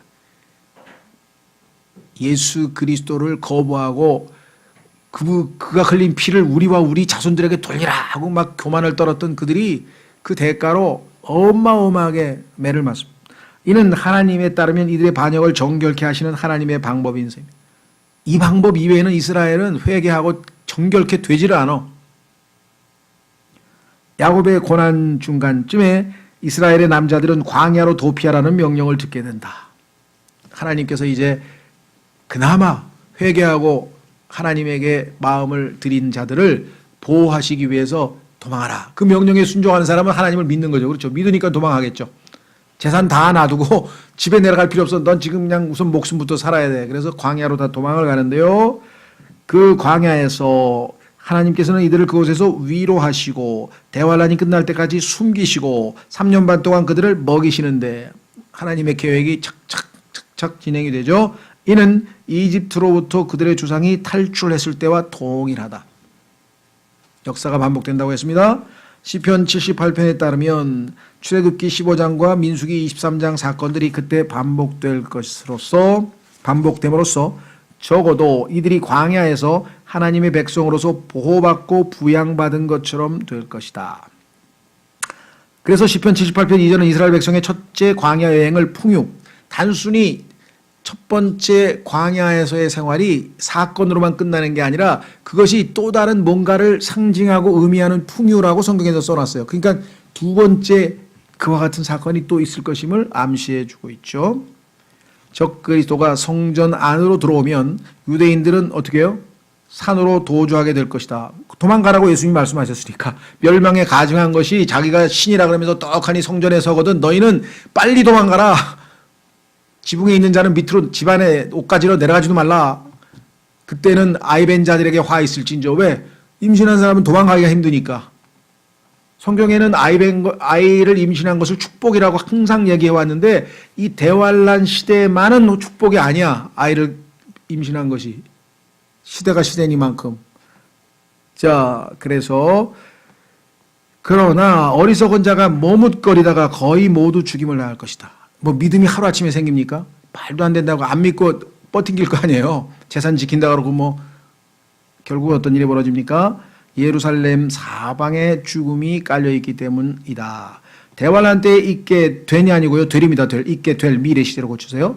대환란 때에 있게 될 광야로의 탈출이 출애굽과 다른 점은 출애굽의 경우 이스라엘 백성이 약속의 땅을 떠나 광야로 향한다는 점이다. 얘기는 뭐냐면 출애굽의 경우와 반대로 이렇게 글자가 빠져 있네요. 출애굽의 경우와는 반대로. 출애굽은 어떻게 됐습니까? 광야에서 가나안 땅으로 들어갔죠. 근데 이번에는 가나안 땅에서 예루살렘에 살다가 광야로 도망가잖아요. 엇방향이 되잖아요. 엇방향. 그래서 출애굽의 경우와는 반대로 그 표현 지금 빠져 있네요. 인쇄가 잘못됐습니다. 집어넣으시고 이스라엘 백성이 약속의 땅을 떠나 광야로 방향이 반대라는 점이다. 야곱의 고난 시기에는 모든 것의 질서가 뒤죽박죽이 되고 만다. 원래 하나님의 순서는 광야를 통과해서 가나안 땅으로 들어갔는데 구약에는 거꾸로 됐어요 지금은. 자, 이들의 탈출을 막기 위한 홍수가 있을 것인데 성경에 보니까요 이때 홍수가 일어난다 그랬어요. 근데 이 홍수는 성경에서 보니까 두 가지로 해석이 되는데 이는 아마도 이집트, 리비아 그리고 에티오피아의 추격이거나 성경에서 보면 군대가 막 많은 숫자의 군대가 막 달려가는 것을 홍수에다가 비유한 적이 있거든요. 그러니까 적그리스도가 군대를 동원해서 이스라엘 민족의 피신을 막을 거냐 그렇게 해석이 가능하고 아니면 요단 강물로 발생하게 될 실제 홍수. 성경에 보니까 실제 홍수가 나서 그렇죠. 여러분 잘 아시는 아마겟돈 전쟁에서도 그 강이 다 말라붙 유프라테스 강이 말라붙어서 그 통과하기도 하고 강이 말라붙기도 하고 홍수가 나기도 하고 그런단 말이죠. 그러니까 이 두 가지 중에 어떤 것을 의미하는지는 정확하게 모르겠어요. 어쩐 방법으로든지 하여간 이스라엘은 피신하는데 방해를 받는다 이게 적그리스도가. 자, 이때 하나님께서 어떤 방식으로 개입하시겠습니까? 전능하신 하나님께서 초자연적인 방법을 쓰시겠죠. 그 방법이 뭐냐? 땅이 입을 벌리는 거예요. 갑자기 땅이 갈라지면서 예를 들면은 그 애굽에서 추격군이 홍해를 건너다가 물이 갑자기 그 덮여가지고 다 수장당했죠. 여기도 어떤 방식이냐? 홍수가 이 두 가지 중 어느 것에 해당되든 사람이 오는 군대 홍수든 아니면 진짜 물로 일어난 홍수든 간에 어떻든 간에 땅이 입을 벌려 이 홍수를 삼킴으로써 이스라엘은 도주할 수 있게 된다. 출애굽 때 똑같아요. 도망치는데 물이 덮여서 수장돼서 하나님께서 애굽의 군대의 추격을 막아주셨듯이 이번에도 홍수가 됐던 홍수는 다 땅속으로 물로 들어가면 될 것이 아니면 군대가 됐던 간에 이때는 하나님이 땅을 갈라서 지진을 통해서 하나님께서 이스라엘을 보호하시는 역사를 일으키신다라고 성경에 써 있습니다. 이와 같은 말씀들은 문자적으로 받아들이기를 주저하는 분들이 있다면 야 이게 진짜 이러는 일이 벌어질 거냐라고 주저하는 분이 있다면 첫 번째 광야 여행 시절에 이스라엘을 괴롭게 한 자들을 땅이 갈라져 집어삼켰으며 여러분들 반역자들이 갑자기 땅에 갈라져가지고 산채로 땅으로 들어간 것 민수기 16장에 기록되어 있죠. 실제 홍수가 이집트 추격군을 집어삼켰음을 기억해야 할 것이다. 그러니까 실제로 역사적으로 이런 사건이 있었기 때문에 하나님께서 한 번 더 일으키신다는 게 이상할 게 없다. 적 그리스도를 수장으로 하는 세상이 주님의 두려운 심판하에 죽어가고 있을 때 하나님께서 이제 광야의 산들 안에는 하나님께서 예배하신 도시 하나가 있어서 하나님의 메시지에 귀를 기울인 자들, 즉 유대인들의 남은 자들을 보호하실 것이다. 이 도시는 바위 도시일 것이다. 그래서 이 바위 도시의 이름이 셀라 페트라라고 하는 도시라고 지금 알려져 있죠. 자, 주 하나님께서 이스라엘 백성을 이집트에서 데리고 나오셨을 때 출애굽 이들은 홍해를 건넜고 잠시 시내산에 머물러 율법을 받고 성막을 세웠다. 그렇죠? 그리고 이집트를 떠난 뒤 1년 뒤에 가네스 바네아에 이르렀다. 이곳에서 이들은 가나안 땅을 살펴보고자 정탐꾼을 보냈다. 그러나 그들은 그 땅으로 올라가 소유할 것을 거부한 채 어마어마한 막강한 군대와 자기들은 메뚜기 갖고 거기는 거인 같은 사람들이 있고 무서워서 못 가겠다 하고 겁을 집어먹었죠.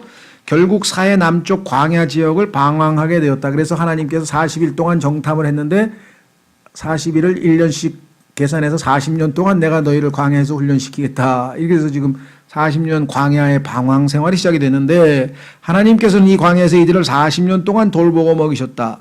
바로 이곳에 하나님께서는 짐승, 적그리스도에 의해 쫓기는 신세가 된 이스라엘 민족에게 도피성을 제공하는 것이다. 모세의 그때 탈출했을 때 출애굽 때와 마찬가지로 똑같은 장소에서 하나님께서 이번에는 도피성을 예비해 놨어요. 이들이 3년 반 동안 버틸 수 있는 도피성을 예비해 놨는데 그 뭐냐, 적그리스도에 대해 다니엘은 다음과 같이 말했다. 그가 또한 영화로운 땅으로 들어가며 많은 나라를 뒤엎일 터이나. 영화로운 땅은 이스라엘이겠죠. 그래서 성전을 점령했죠. 또 많은 나라를 다 휩쓸었어요. 그런데 하나님이 보호하시는 민족이 있는데 뭐냐, 이들 곧 에돔과 모압과 암몬 자손의 우두머리는 그의 손에서 피하리라. 암몬, 에돔 다 이스라엘의 일종의 친척 관계죠. 에돔은 에서의 후손이고 모압과 암몬은 롯의 후손들이고요. 이 말씀에 등장하는 에돔 땅은 이스라엘이 지난 40년간 방황했던 그 광야에 포함된다. 이스라엘이 40년 동안 방황했던 그 광야의 일부가 에돔 땅인데 에서의 후손. 그러니까 하나님께서 이스라엘에게 제공하신 도피성이 있는 곳이 바로 에돔인 것이다. 이 지역은 아마도 오늘날 페트라로 알려진 그 장소가 틀림없다. 즉 사해 남쪽에 있는 우스라고 하는 지역에, 욥의 고향이죠. 욥의 고향 우스라고 하는 지역에 셀라 페트라라고 하는 일종의 바위 도시인데요.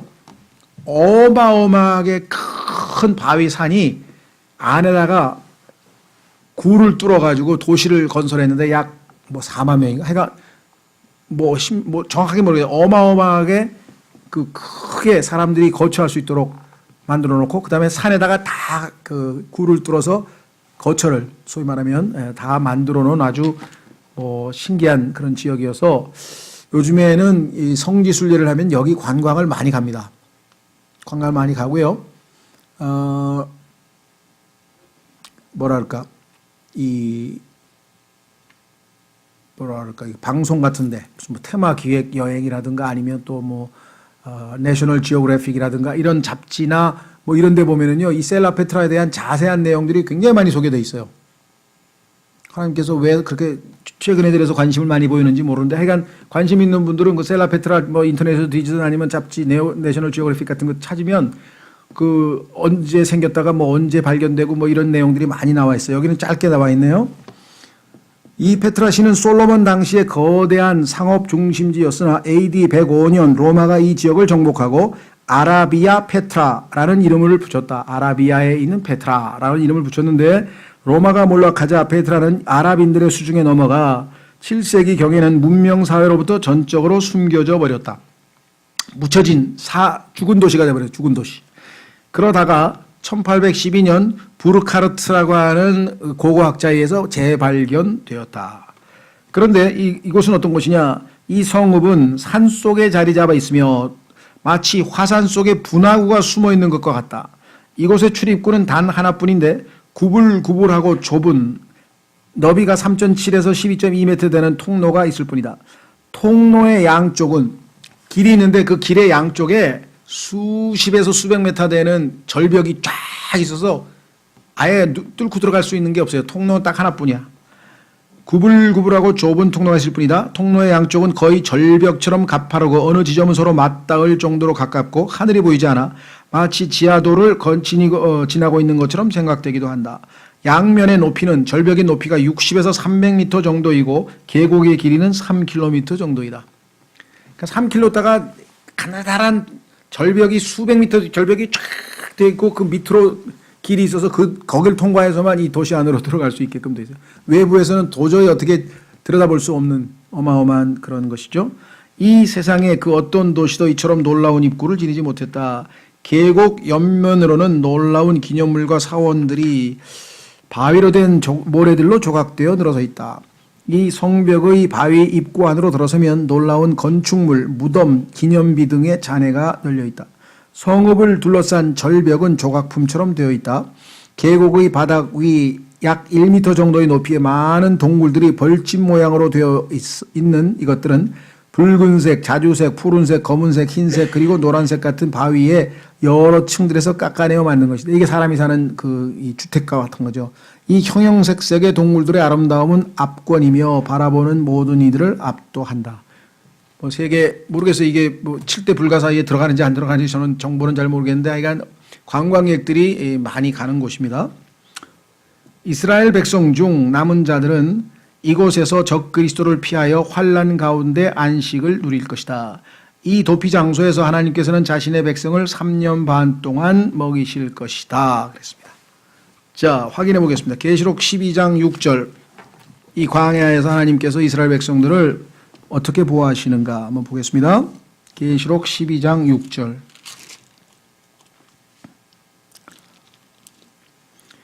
계시록 12장 5절부터 보시면요. 계시록 12장 5절. 그녀가 사내 아이를 낳았는데 이 아이는 철장으로 모든 민족들을 다스릴 자더라. 그녀의 아이가 채어 올라가 하나님께 이르고 그분의 왕좌에 이르더라. 그 여자가 광야로 도피하니라. 그 여자가 이스라엘입니다. 거기에 하나님께서 예비하신 한 초소가 그녀에게 있으니 이게 셀라페트라입니다. 이것은 그들이 1260일 동안 거기서 그녀를 먹이게 하려 하심이더라. 광야 셀라페트라라고 하는 도피성을 예비해 놓으신 하나님의 계획이 여기 드러나 있죠. 자, 다시 교재로 가시면 페트라에 도피한 유대인들 외에 자, 그러면 전부 다 그 많은 사람이 다 한 장소로만 갔냐? 그건 아니고요. 이들에게 하나님이 제공하신 또 다른 도피처들이 있는데 거기에 보면 갈멜산, 바산 그리고 길르앗 광야에서 도피 생활을 하게 될 것이다. 예레미야와 예스겔서에 써 있습니다. 이들은 뭘 먹고 삽니까? 하늘에서 만나가 다시 내려오는 거예요. 먹고 살 거 아무것도 없어요. 하나님께서 초자연적인 방법으로 해서 이들은 만나를 먹을 것이며 마실 물을 공급하게 될 것이고 밭과 포도원에도 접근할 수 있을 것이다. 그러면 도대체 이 밭과 포도원은 뭐냐? 이 밭과 포도원은 전쟁에 나간 자들이 버린 것이거나 대환란의 심판으로 인해 죽은 자들이 소유이거나 어쩌면 마태복음 25장에서 양으로 분리된 민족에 의해 선물로 주어진 것일 수도 있다. 마태복음 25장에 보면 적그리스도의 치리하에도 이스라엘 민족을 돕는 민족들이 있어요. 그래서 나중에 이들이 하나님께서 양으로 분류해서 그들을 천년 왕국의 백성으로 삼을 것이다. 그렇게 성경에 나와 있잖아요. 그러니까 특히 이스라엘과 친인척에 해당되는 민족이 예를 들면 시리아도 있고 그다음에 아까 얘기했던 에돔, 모압 또 그 요르단이죠. 거기는 그다음에 또 이 아까 얘기했던 에돔 이런 나라들은 다 이스라엘과 친인척 관계에 있었던 사람들인데 이 사람들이 돕는지 누가 돕는지가 정확하게는 안 나와 있지만 하여간 성경에서 그들이 양으로 분류될 나라들이 있었단 말이죠. 네, 그래서 그들이 도와줬는지 어떤 방법인지 모르지만 살아남게 하나님이 허락하셨다. 피난처로 도주한 그들이 드릴 전형적인 기도가 다니엘서 9장에 나와 있다. 그렇습니다. 다니엘서 9장으로 가보겠습니다.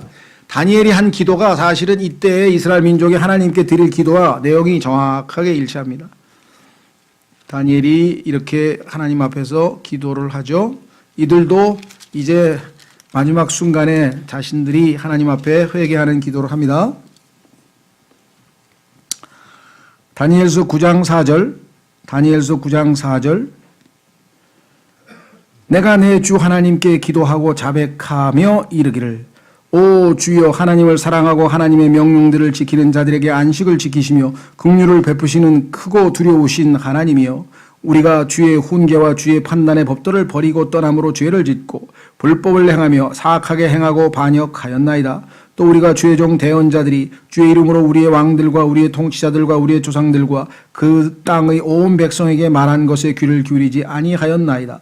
오 주여 의인은 주께 속하고 이날과 같이 당황한 얼굴은 우리에게 속하되 곧 유다 사람들과 예루살렘 거주민들과 가까운 데나 먼 데에 있는 모든 나라의 온 이스라엘에게 속하나이다. 그들이 주를 대적하며 범법한 그들의 범법으로 인해 주께서 그들을 두루 그 나라들로 쫓아내셨나이다. 오 주여, 우리가 주께 죄를 지었사온즉 당항한 얼굴은 우리와 우리의 왕들과 우리의 통치자들과 우리의 조상들에게 속하며 비록 우리가 주 하나님께 반역하였을지라도 긍휼과 용서는 그분께 속하나이다. 우리가 또한 주 하나님의 음성에 순종하지 아니하여 그분께서 자신의 종 대언자들을 통해 우리 앞에 세우신 그분의 법들 안에서 걷지 아니하였나이다. 참으로 온 이스라엘이 주의 율법을 범하고 심지어 그것을 떠나서 주의 음성에 순종하지 아니하였으므로 하나님의 종 모세의 율법에 기록된 맹세와 저주가 우리 위에 쏟아졌사오니 이는 우리가 그분께 죄를 지었기 때문이니이다. 그분께서 큰 재앙을 우리 위에 내려사 우리와 우리를 재판하던 우리의 재판관들을 치시면서 하신 자신의 말씀들을 확증하셨사오니 온 하늘 아래에서 예루살렘에서 일어난 일 같은 것은 일어난 적이 없었나이다. 모세의 율법에 기록된 대로 이 모든 재앙이 우리에게 임하였음에도 불구하고 우리는 우리의 불법들에서 돌이키고 주의 진리를 깨닫기 위해 주 우리 하나님 앞에서 기도하지 아니하였나이다. 그러므로 주께서 그 재앙을 지켜보시다가 그것을 가져와 우리에게 임하게 하셨사오니 오 우리 하나님께서는 친히 행하시는 모든 일에서 의로우시나이다. 우리가 그분의 음성에 순종하지 아니하였나이다. 오 강한 손으로 주의 백성을 이집트 땅에서 데리고 나오시고 이날과 같이 스스로 명성을 얻으신 주 우리 하나님이여, 이제 우리는 죄를 지었고 사악하게 행하였나이다. 오 주여 간청하옵나니 주의 모든 의에 따라 주의 분노와 주의 경노를 돌이키사 주의 도시 예루살렘 곧 주의 거룩한 산에서 떠나게 하옵소서. 우리의 죄들과 우리 조상들의 불법들로 인하여 예루살렘과 주의 백성이 우리의 사방에 있는 모든 자들에게 치욕거리가 되었나이다. 오 우리 하나님이여, 그러하온즉 이제 주의 종의 기도와 그의 간구를 들으시고 주를 위하여 주의 얼굴이 황폐한 주의 성소에 빛을 비추게 하옵소서. 오 나의 하나님이여, 주의 귀를 기울여 들으시며 주의 눈을 여사 우리의 황폐함과 주의 이름으로 불리는 도시를 보시옵소서. 우리가 우리의 의로 인하여 주 앞에서 우리의 간구를 드리지 아니하고 주의 크신 긍휼로 인하여 간구를 드리나이다. 오 주여 들으소서. 오 주여 용서하소서. 오 주여 귀를 기울이시고 행하소서. 오 내 하나님이여, 주를 위하여 지체하지 마옵소서. 주의 도시와 주의 백성은 주의 이름으로 불리나이다. 이렇게 기도했어요. 그래서 하나님께서 이제 이런 내용의 기도를 들으시고 민족들을 회개를 인정해 주시고 이제 하나님께서 직접 이 땅에 예수 그리스도를 재림하시는 예수님을 보내시겠죠. 자, 그래서 이 기도문은 환난을 겪는 유대인 문맥에서 읽어보면 실로 경외롭다고 밖에는 말할 수 없으리라. 정말 기도 내용이 정확하게 하나님 앞에 전달됐겠죠. 이 모든 사건들은 이사야서 33장 13절에서 17절에 잘 요약되어 있다. 자, 이스라엘의 광야 생활에 대해서 성경을 마지막 요약합니다. 첫째, 멀리 있는 자들아 너희는 내가 행한 것을 들을지어다. 가까이 있는 자들아 너희는 내 능력을 인정할지어다. 이에 시온의 죄인들이, 시온에 있는 죄인들은 하나님께서 피난하라 그랬는데 피난 안 한 사람들이죠. 여기 나와 있죠. 광야로 피신하지 않은 유대인들이 무서워하며 두려움이 위선자들을 놀라게 하므로, 하나님께서 경고했는데도 불구하고 이는 환난 때의 증인들이 마태복음 24장의 경고를 선포했는데도 귀를 기울이지 않았기 때문에 그들은 두렵고 떨었겠죠. 그들이 말하기를 우리 가운데 누가 그 삼키는 불과 함께 거하리요, 우리 가운데 누가 영영이 불타는 것과 함께 하리요 하는도다. 그러면 여기서 견디고 살아남을 자는 누구냐? 여기 나와 있죠. 의롭게 걷는 자, 올바르게 말하는 자, 학대하여 얻은 재물을 멸시하는 자, 손을 저어 뇌물을 받지 아니하는 자, 귀를 막아 피 흘리려는 말을 듣지 아니하는 자, 눈을 감아 악을 보지 아니하는 자. 이들이 누굽니까? 끔찍한 심판에도 불구하고 그 땅에 거할 소망 가운데서 올바르게 살고자 함, 즉 끝까지 견디는 자죠. 예수 그리스도를 기다리며 끝까지 견디는 자는 그는 높은 곳에 거하리니, 회복되죠. 바위로 된 요새, 페트라 가, 요새란 말이 두 번 쓰였네요. 하나 지우시고, 바위로 된 요새가 그를 보호하는 처소가 되며, 그는 빵, 하늘에서 하나님이 내리시는 생명의 빵, 뭐예요? 만나. 빵 공급을 받고 물을 확보하리라. 내 눈은 아름다움 가운데 있는 왕. 이 아름다움 가운데 있는 왕의 모습이 시편 45편에 나와요. 시편 45편에 보면은 막 어린 양의 혼인식을 마치시고 지상에 강림하시는 예수 그리스도의 모습이 늠름하게 왕의 모습이 나옵니다. 그래서 너무나 아름답다고 고백하는 장면이 나오는데 재림하시는 예수님, 즉 아름다움 가운데 있는 왕을 보며 그들은 매우 멀리 있는 땅을 바라보고, 그래서 결국은 이들이 광야 생활을 무사히 마치고 재림하시는 예수 그리스도로 말미암아 구출될 것을 성경에서 약속을 해 왔습니다. 자, 다음 주는 또 죄송합니다. 약간 결혼식 때문에 한 주 쉬고요. 그 다음에 우리가 해야 될 일은 뭐냐면 이 3년 반 동안 구체적으로 어떤 종류의 진노, 하나님의 심판의 내용을 우리가 살펴볼 것이고요. 정말 어마어마하게 끔찍한 내용들이 기록되어 있는데, 그 다음에 두 번째는 우리에게 정말 와닿는 거죠. 그 뭐냐? 지상에서 그렇게 끔찍한 일들이 7년 동안 진행되는 동안에 그동안에 하늘에서는 무슨 일이 있느냐? 그게 바로 우리 그리스도인들이 신부로서 주님과 함께 혼인식을 하는 거죠. 그런데 그 혼인식 전에 뭘 합니까? 그리스도의 심판석에서 우리가 마치 시합에 나가서 출전해가지고 마지막 시상대에서 어떤 사람은 시상대에 올라갈 것이고 어떤 사람은 못 올라갈 것이고 뭐 그런 평가를 받는 작업이죠. 이걸 그리스도의 심판석이라고 그래요. 그래서 이 주제는 정말 아주 성경에서 7년 동안에 정말 이 올라간 주님의 몸 된 교회가 각자 주님 앞에서 어떻게 심판받을 것인지, 그래서 22과 23과 이 두 과가 다음 주에 우리가 다룰 내용입니다. 그래서 미리 공부하실 분들은 두 과를 준비하시면 될 것 같고요. 예, 오늘은 여기까지 하겠습니다.